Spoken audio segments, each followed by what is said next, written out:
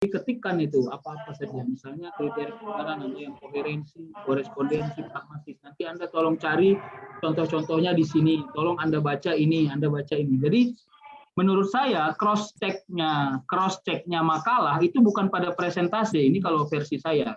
Cross checknya makalah itu pada penulisan. Kalau presentasi itu sudah hasil buah pemikiran, jadi tidak perlu lagi terlalu banyak berdebat di kelas tuh. Oh ini kelompok yang paling hebat karena mampu berdebat dengan hebat di kelas karena dalam satu menit. Menurut saya itu kita tinggalkan saja pelan-pelan.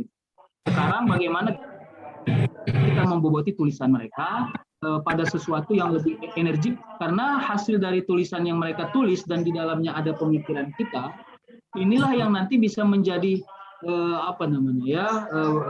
bahan dasar tulisan-tulisan kita atau buku-buku kita untuk bisa diterbitkan, dan itu jauh lebih manfaat. Menurut saya itu termasuk yang bagian trik yang harus kita kerjakan. Jadi kalaupun ada berbantah-bantah misalnya di kelas, itu dihindari saja dalam makna yang terlalu fokus kita melihatnya, tapi lebih kepada kualitas tulisan. Maka saya sebenarnya kalau di kelas-kelas, ya mungkin kelas S2 misalnya, saya akan lebih spesifik memeriksa model tulisan dari mahasiswa dibanding presentasinya. Karena presentasi yang mereka presentasikan itu bisa kita benahi lewat keterangan-keterangan. Jadi misalnya kalau tidak pas, kurang sempurna, kan kita bisa tengahi di sana. Tapi kalau tulisan, begitu sudah disajikan ke masyarakat dalam bentuk buku, maka itu akan menjadi penghakiman masyarakat dalam buku. Nah, yang berikutnya aspek perkembangan teknologi, gitu ya. Jadi saran saya memang semua karya-karya kita harus dimasukkan ke kalau sekarang kan ada Google Scholar namanya ya, itu juga meningkatkan akreditasi. Kalau saya sih, saya dalam pelatihan-pelatihan, kalau Anda mau tanya siapa diri Anda, jangan tanya orang, gitu, tapi tanya aja Google. Kalau belum kenal dia, berarti kita belum inilah gitu ya, belum benar-benar.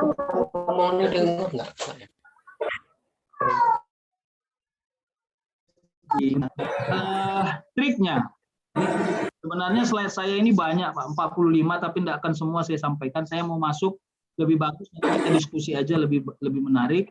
Karena bagi saya untuk menulis ini tidak perlu banyak teori, yang penting ini mau saja gitu, mau. Nanti saya akan ceritakan habis dari beberapa slide ini bagaimana proses buku A, buku B, kan ada gambar-gambar itu saya akan ceritakan sedikit. Pertama, silabus. Kalau kita mau lihat ada pasar, maka harus ada silabus. Biasanya kalau penerbit nasional akan bertanya begini, kira-kira kalau buku Anda diterbitkan, kalau nanti kami sudah lihat naskahnya layak, kira-kira kalau sudah diterbitkan, apakah ada orang yang akan beli buku Anda ini? Pertanyaan ini harus mampu kita jawab. Kalau jawaban kita tengok nantilah gitu, maka mereka akan menerima naskah kita gitu. Tapi kan ini nanti mungkin pasar pertamanya adalah penerbit lokal di STIJM ya. Mungkin ini meningkatkan mutu penerbit lokal. Saya kira ini prinsip yang juga kita pakai di LBT, di Lembaga Baca Tulis Sumatera, untuk meningkatkan giro lokal. Tapi saran saya sih harus ada memang dari STIJM 1 atau 2 dosen ya, mungkin yang harus menembus pangsa pasar nasional, karena itu bagian dari akreditasi yang kuat. Jadi setinggi apa sih kualitas referensi yang dilahirkan oleh kampus yang bisa berkontribusi kepada civitas akademika di luar kampusnya. Ini kira-kira pertanyaan model seperti ini yang akan dijawab oleh karya-karya kita yang akan muncul secara nasional. Di samping tadi jurnal-jurnal ya, yang terakreditasi Sinta dan sejenisnya. Jadi sesuai dengan silabus, itu yang pertama. Yang kedua ada format. Kalau misalnya kita mau buat tim, dan nanti habis slide ini saya akan cerita tentang timnya gitu.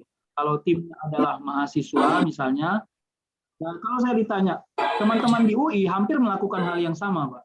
Di UGM, mereka melakukan apa itu? Menulis dalam bentuk tim. Nah, supaya dia tidak salah, dimasukkan sejak awal itu sebagai kontrak belajar.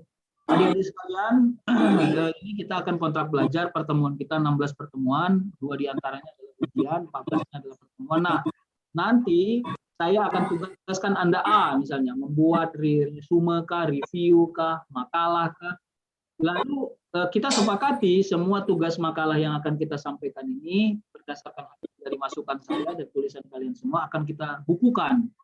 Kira-kira gitu, harus ada akadnya di dalam learning contract menurut saya, agar tidak terjerumus pada plagiasi. Nah, atau juga dimasukkan di dalam kata pengantar kalau ada buku-buku, ada buku yang akan dicetak di kata pengantar bahwa buku ini adalah hasil dari diskusi pada mata kuliah ini, kira-kira gitu. Jadi saya kira ini menjadi penajaman terhadap hasil karya. Ada formatnya. Jadi kalau mahasiswa sebagai tim kolaborasi kita ada formatnya. Misalnya dibuat format yang utuh, pendahuluan, ya. Lalu kalau mau pakai kata kunci boleh saja, rumusan masalah atau langsung isi. Nanti diisi tolong dibedah lagi. Kalau saya biasanya membedah kalau dia pada mata kuliah yang sifatnya normatif, pembedahannya gini, definisi. Diisi itu dimulai dari definisi. Jadi tidak boleh isi ditulis tanpa ada definisi. Kira-kira gitu ya, misalnya mikro misalnya gitu.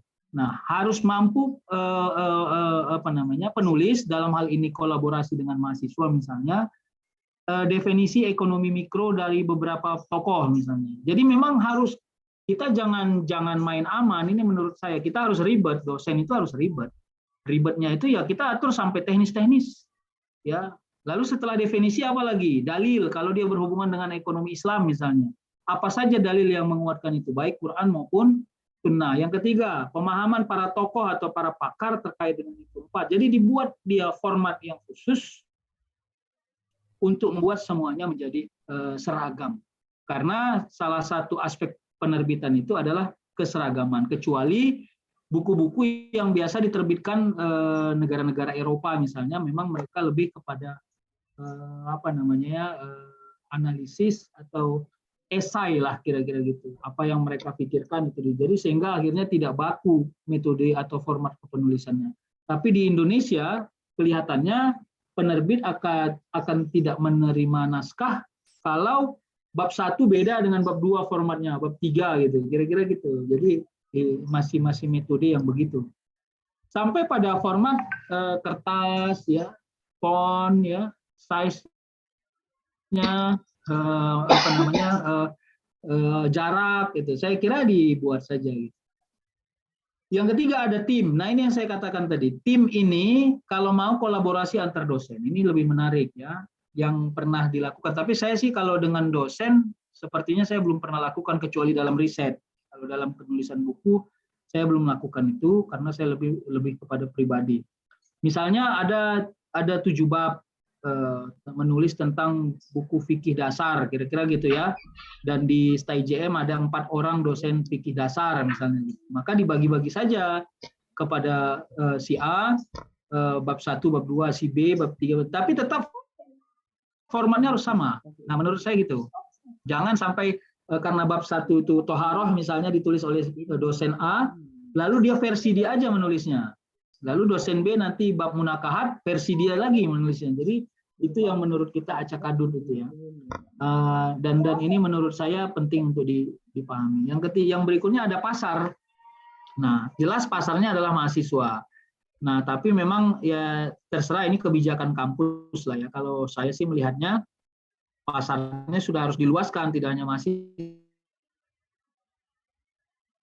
gitu ya. Secara sentralistik misalnya kepada kampus-kampus senama dengan kampus kita, misalnya STIJM itu berkolaborasi dengan Islahiyah misalnya gitu ya, atau mana gitu. Jadi merger referensi, saya kira nih berdasarkan MOU nggak ada masalah.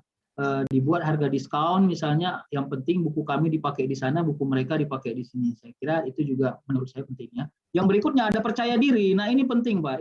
Inilah dia sebenarnya linearitas kepenulisan. Kadang kita inkomas sama backspace di dalam laptop. Lebih banyak mengetik delete, backspace daripada menyempurnakan ide dalam atau gagasan di dalam sebuah tulisan. Saran saya sih sederhana saja, tuliskan saja semampu, sepercaya diri, sekuat daripada apa yang kita Memang mungkin karya pertama kita ada